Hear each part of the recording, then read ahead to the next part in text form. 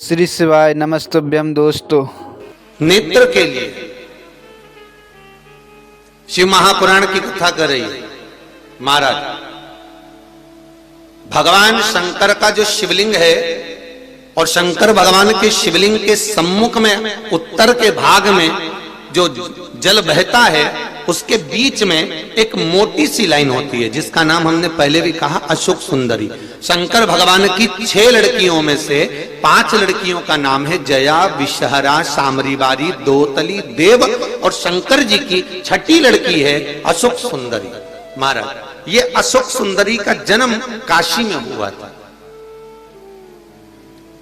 जिस काशी का नाम पहले नंदनवन था। क्या नाम था? नंदनवन। उस काशी में अशोक सुंदरी का जन्म अर्थात माता पार्वती को भगवान भ्रमण कराने के लिए जब पार्वती मैया बोली आज मेरा मन कर रहा है कि अपन नंदनवन चलते, तो भगवान शिव काशी ले गए पार्वती मैया। और वहां उन्होंने एक वृक्ष को सम्मुख में बैठकर माता जगत जननी जगदम्बा माता पार्वती ने उस वृक्ष की साक्षी में उस वृक्ष से एक कन्या को प्रकट करा जिसका नाम शोक को दूर करने वाली अशोक सुंदरी। महाराज जो शोक को दूर कर दे, दुख को दूर कर दे, उस कन्या को प्रकट किया। अब अशोक सुंदरी का जो स्थान है वो जहां जलाधारी है, जहां से पानी बहता है, उसके बीच में जो एक लाइन है वो अशोक सुंदरी का स्थान है। बहुत ध्यान से सुनना महाराज कथा। और अभी तक शायद टीवी पर यह क्रम मिला भी नहीं होगा जो क्रम आज वर्णित किया जाएगा।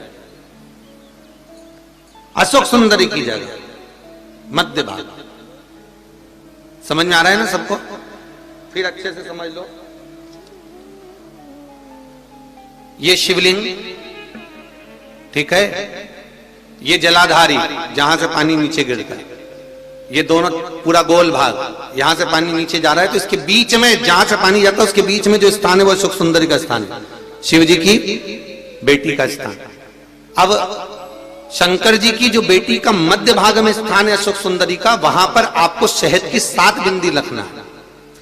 और जो ये शिवलिंग रखा है, इस शिवलिंग के तुम पीछे की ओर बैठे हो, यहां बैठे हो ना आप दक्षिण में, तो यहां बैठे हो, तो पीछे का जो शिवलिंग का भाग है इस पे आपको चंदन का लेपन करना। महाराज शिवलिंग के पीछे के भाग में अर्थात जहां आप बैठे हो पूरे शिवलिंग पर चंदन नहीं लगाना, जहां आप बैठे हो उसके सम्मुख भाग में आपको चंदन का लेपन करना है। महाराज एक पीला चंदन होता है और एक लाल चंदन होता है। लाल चंदन कभी आप किराने वाले की दुकान पर जाएंगे तो वहां पर आपको लाल चंदन प्राप्त हो जाएगा। आपको जो लेपन करना है वो लाल चंदन का लेपन करना है।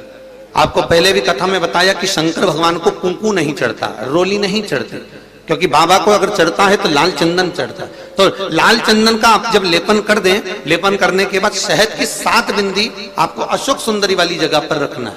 महाराज रखने के बाद बाबा से विनती करना है और चंपेश्वर महादेव का स्मरण करना है। चंपेश्वर महादेव का स्मरण कर कर हाटकेश्वर महादेव का नाम लेकर बिंदी को लगाना है।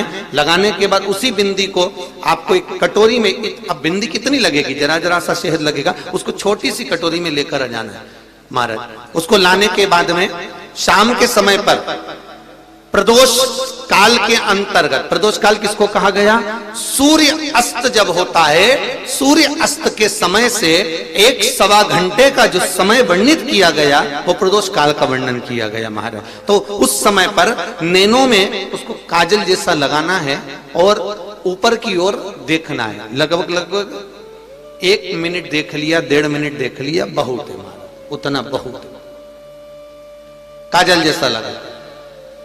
एक कटोरी में जो तुमने चंदन लगाया है उस चंदन को निकाल कर लाना है और आंखों के नीचे भाग में उसको समर्पित करना है। महाराज ये 2-3 चीजों में काम आता है। एक तो नेत्र की ज्योति बढ़ाने के लिए, जो चश्मे वाले नंबर हैं उसको उतारने के लिए।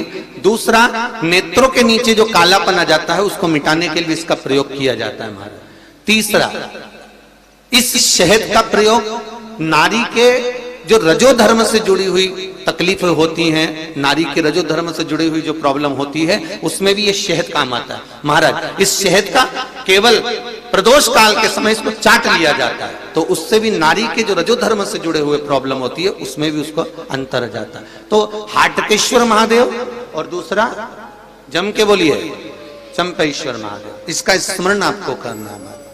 इसको धारण कर कर आप सुख को प्राप्त कर, तो भगवान शिव देने वाला है, बस आपको प्राप्त करने का एक स्थान, शंकर को रिझाने की एक जगह, शिव को प्राप्त करने का एक स्थान होता है जहां से हम शिव को प्राप्त कर सकते हैं, जहां से हम शंकर को प्राप्त कर सकते हैं।